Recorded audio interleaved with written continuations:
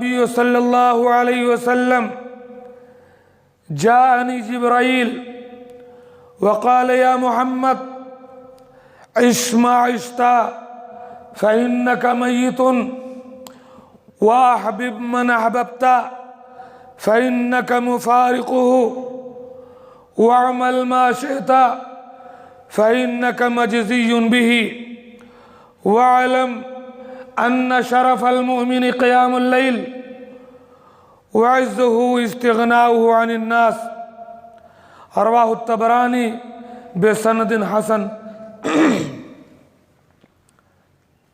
اللہ رب العالمین کی سب سے پہلے حمد و ثنا، بڑائی اور بزرگی ہم بیان کرتے ہیں،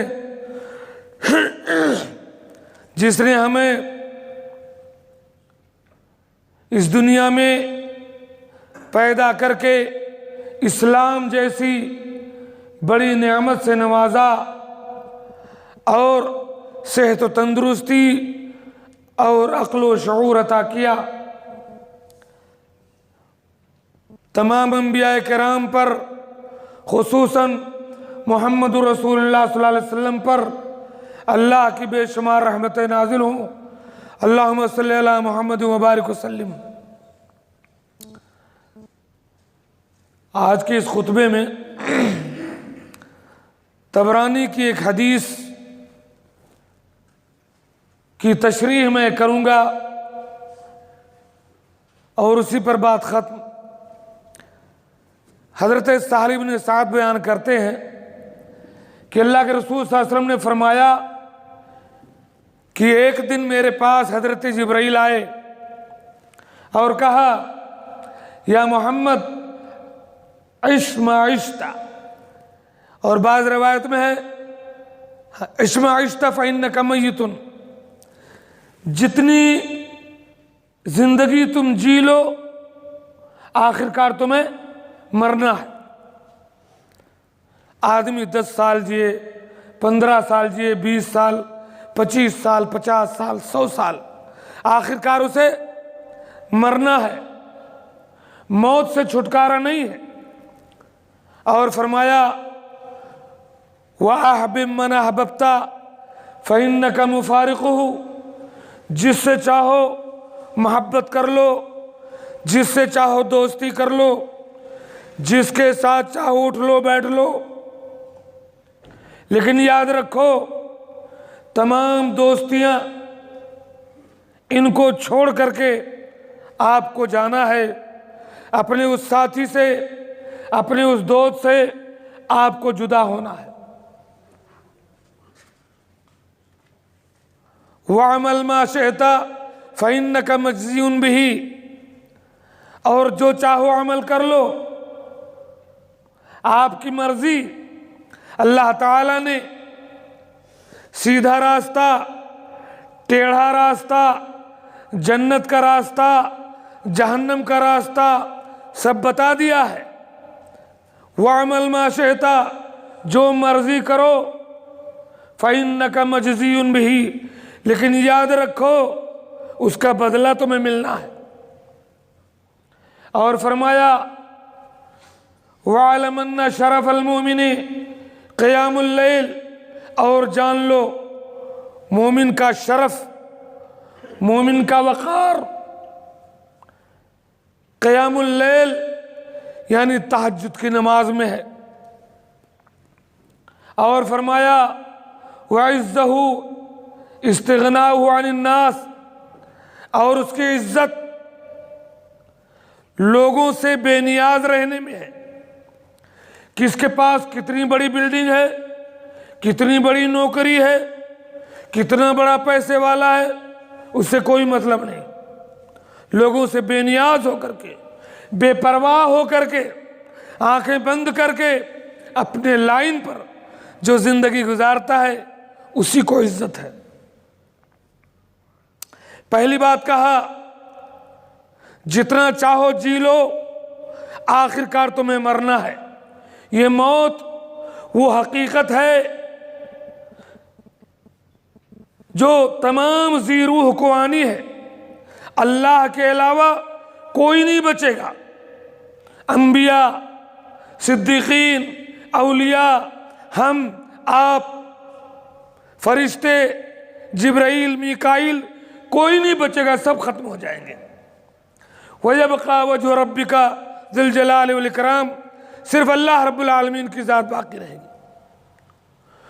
خود رسول اللہ صلی اللہ علیہ وسلم کے بارے میں اللہ تعالیٰ نے فرمایا اِنَّكَ مَيِّتٌ وَإِنَّهُمْ مَيِّتُونَ، اے اللہ کے رسول صلی اللہ علیہ وسلم، آپ کو بھی مرنا ہے اور لوگوں کو بھی مرنا ہے۔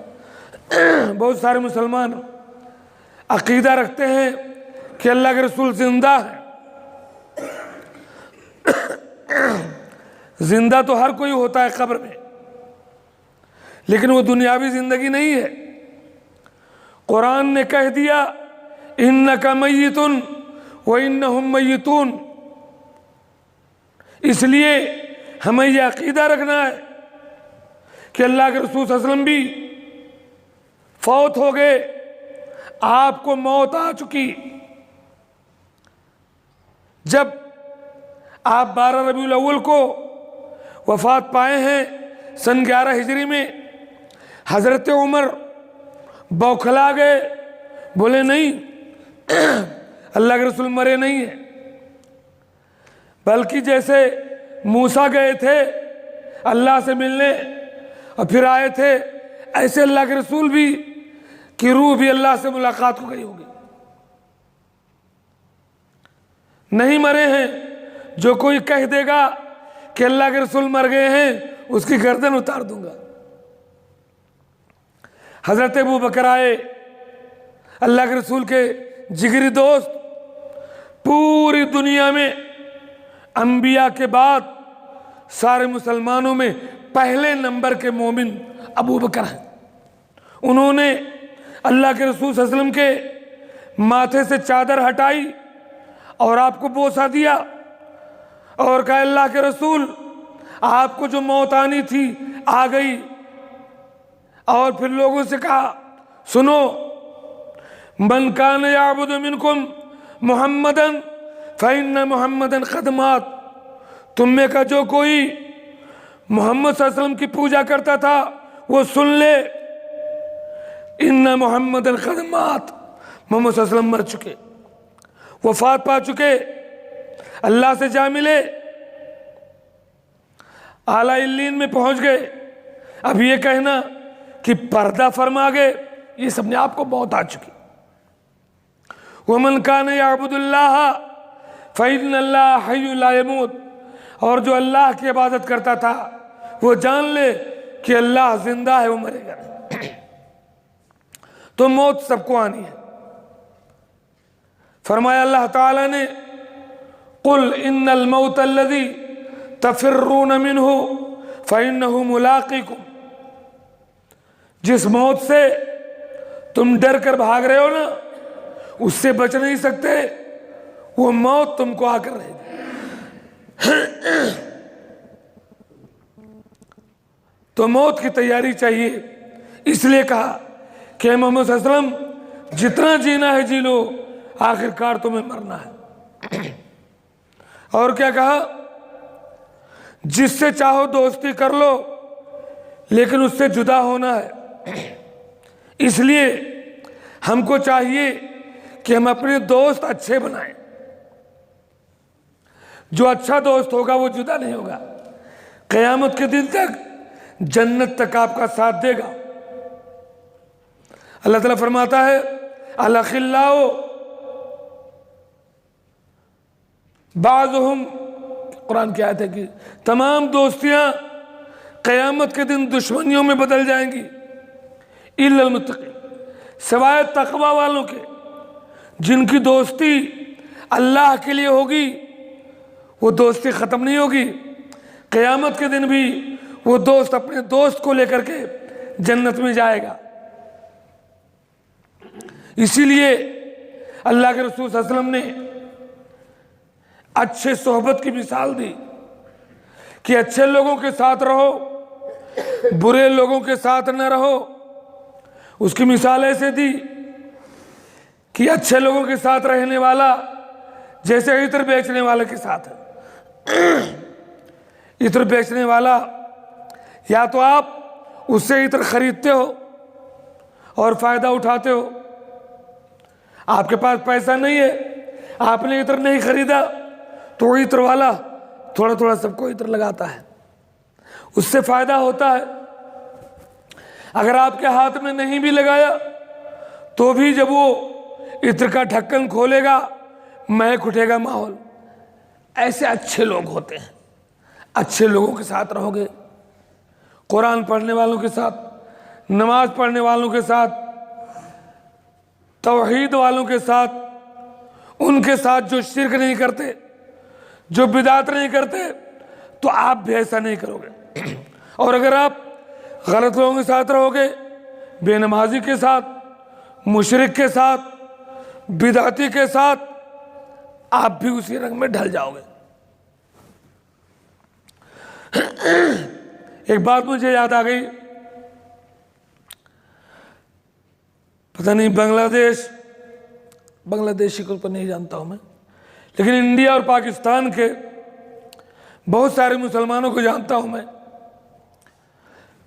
فرض نماز سے سلام پھیرنے کے بعد ایسے ہاتھ ہوتے، جیسے سلام پھیرتے ہیں ایسے ہاتھ رکھ کے پتہ نہیں کیا دعا پڑھتے ہیں۔ یہ خرافات مجھے سمجھ گئی۔ کل میں نے تحقیق کیا کہ یہ کیا ہے۔ علامہ ابن باز رحمۃ اللہ علیہ جو یہاں کے کہا کہ لا اصل لہ، دین میں اس کی کوئی اصل نہیں مانتے۔ اللہ کے نبی صلی اللہ علیہ وسلم سلام پھیرنے کے بعد استغفر اللہ اللہم انت السلام ومنک السلام تبارک یا ذا الجلال، یہ ساری دعائیں، یہ سلام پھیرنے کے بعد یہ ماتھے پر ہاتھ رکھنا کس خرافی نے ایجاد کر دیا؟ اور یہ کام وہ لوگ کرتے ہیں جو پکے نمازی ہیں۔ میں جانتا ہوں ایک نماز نہیں چھوڑتے ہیں، لیکن سلام پھیرنے کے بعد یہ بدعت ایجاد کرتے ہیں۔ کیا فائدہ ہوا آپ کے نماز کا؟ صلو کما رأیتمونی اصلی، ایسے نماز پڑھو جیسے میں پڑھتا ہوں۔ اللہ کے رسول نے فرمایا، اللہ کے رسول تو نہیں مانتے بھائی، آپ کس نے بتا دیا؟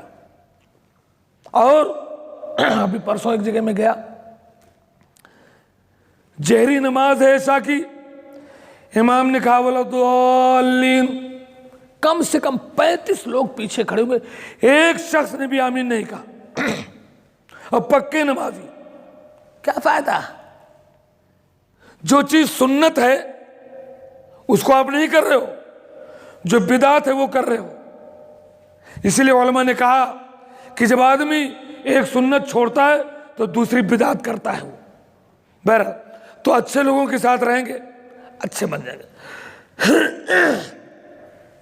اور فرمایا وَعَمَلْ مَا شِئْتَ فَإِنَّكَ مَجْزِيٌّ بِهِ، جو چاہو عمل کر لو، اس کا بدلہ تمہیں ملنا ہے، بچو گے نہیں۔ فَمَن يَعْمَلْ مِثْقَالَ ذَرَّةٍ خَيْرًا يَرَهُ، جو ذرہ برابر نیکی کرے گا اس کو دیکھ لے گا۔